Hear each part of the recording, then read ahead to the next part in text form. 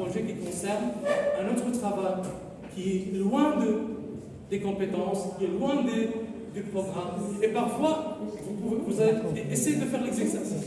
Vous allez trouver des miracles. Moi, je l'ai fait maintes fois et j'ai trouvé des miracles. Des élèves qui ne travaillent pas en français d'une manière, c'est-à-dire recevable.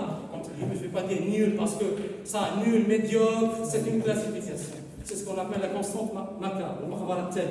Ça, vous pouvez lire André Antillet sur la notion de constante macabre.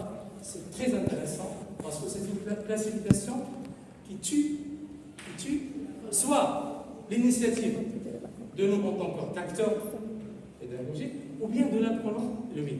D'accord ? Voilà. Donc, essayez de faire de petits projets en rapport avec le français pendant les vacances. C'est pas toujours faites l'exercice 1, 2, 3, 4, passons 10.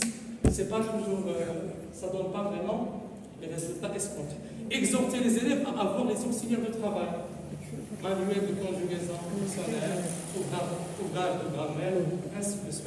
Donc ça, ce sont quelques idées. J'ai pas dit tout parce qu'il y a beaucoup de choses à lire, mais j'insiste beaucoup sur le contrat. Avoir une évaluation diagnostique, il faut qu'il y ait un contrat. Parce que il se peut que les élèves passent l'évaluation comme ça, à l'aveuglette, d'une façon qui n'est pas vraiment sérieuse, et vous n'avez pas les résultats tels qu'ils sont en réalité. L'élève doit comprendre, c'est-à-dire qu'est-ce qu'il va faire et qu'est-ce qu'il va gagner de cette opération elle-même.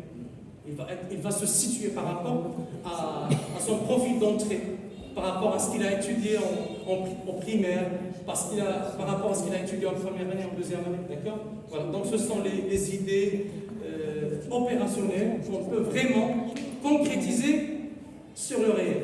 Du soutien intégré, du parascolaire, projet d'établissement, parfois c'est pas conçu, parce qu'il y a des écoles où il n'y a pas un projet d'établissement, donc il faut quand même le remplacer par des initiatives en classe, d'accord ? Travailler en soft skills, par exemple l'art oratoire. Parfois vous passez un élève qui présente un texte de production de l'écrit. En même temps, il présente le texte et en même temps, il s'approprie les techniques de la prise de parole. Bonjour mes camarades, voilà, aujourd'hui je vais partager avec vous. Et à la fin, il dit merci de votre attention, c'était intéressant de m'écouter.